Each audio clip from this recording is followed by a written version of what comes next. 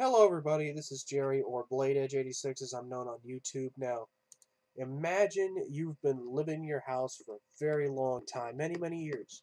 You wake up the next morning, look out your window, and find a bunch of people with bulldozers and wrecking balls about to tear down your house. You go outside, you confront them, they tell you that it's actually their house because God promised it to them. Now you ask for proof, and they pull out a book written thousands of years ago and selectively quote passages from it. Now you still aren't convinced, and you tell them to leave. Now they pull out guns, and they say they'll kill you if you don't give them your house. After you relent and give them your house, you move on. They then move on to the next house and the next house, with some of your neighbors giving in and others fighting back, until the entire neighborhood is reduced to a smoldering pile of rubble. Now, they rebuilt the neighborhood to their liking and called it a settlement. You and your neighbors then move to another neighborhood, where this once again happens, and then again until you're driven to the edges of town. Now, you and your comrades have tried to fight back, but were no match for their superior firepower, so out of desperation, you stooped to your conqueror's level, many of you did, not all, and have launched guerrilla and suicide bombing attacks on civilians, and justified them with a similar book that the conquerors used to justify their crimes. Now, the conquerors responded by turning the land you lived on into the world's largest prison, complete with barbed wire fences, checkpoints, armed guards as far as the eye can see. Now, movement and trade being nearly impossible, unemployment and poverty are the norm. And it bred more desperation, which led to more terrorist attacks against the conquerors, once again being justified by your centuries-old book. The conquerors' oppression got even worse. They made even more settlements. Your territory got even smaller. The terrorist attacks continued to get more and more brutal. Several negotiations were made, but none of them were successful, as neither side was willing to compromise. And to add more fuel to the fire, several sites across the city were deemed sacred by both sides. The most sacred of all being a giant toilet allegedly built by the conquerors' ancestors in honor of their prophet, who they say crapped the world's largest crap on that very spot, and that the toilet should be painted red because it was the color chosen by the prophet. You and your comrades argue that it was your prophet, who crapped the biggest crap on that spot, and that it should stay blue because the color was chosen by your prophet. Oof. That, folks, in a nutshell, is the Israeli Palestinian conflict. It's the ultimate textbook case of why religion and politics should never, ever mix. Now, I'm not one of these people that thinks the root of all evil comes from religion, but when you put into a partisan context like that, it just overcomplicates things and it just divides people. It solves nothing.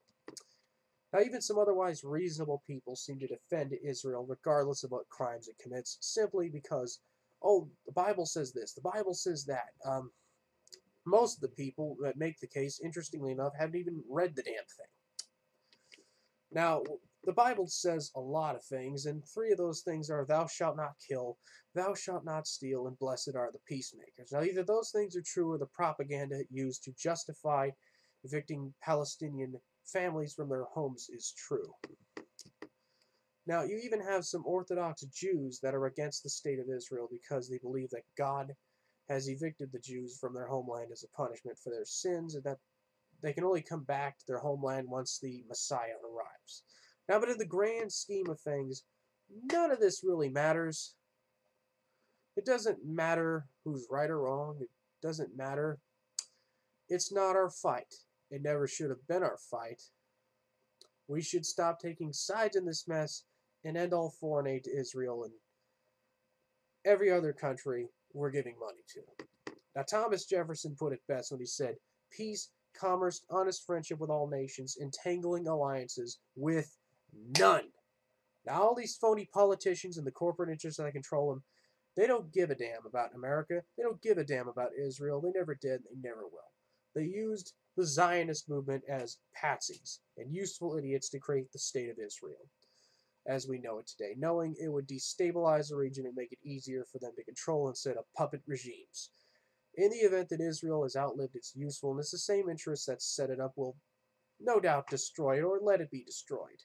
Now, we funded the Mujahideen fighters that would form al-Qaeda to drive the Soviets out of Afghanistan.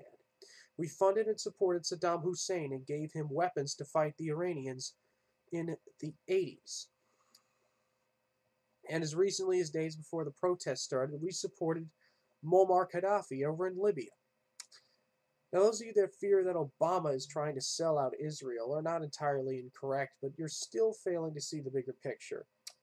It's not Obama that's selling out Israel. He's just another puppet. It's the political and corporate elites in America and Israel that are selling out both America and Israel for the sake of their own greed. Hamas was created by Mossad, Israel's intelligence agency, to radicalize Palestinian Muslims as an excuse to keep the conflict going.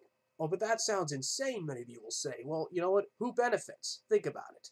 They simply have no interest in a peaceful solution because they're just making way too much money, the defense industry and the bankers, for loaning the money.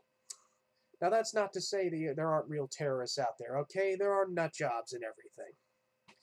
But not everything is always as it seems. There are people pulling the strings on both sides, folks. Very powerful people.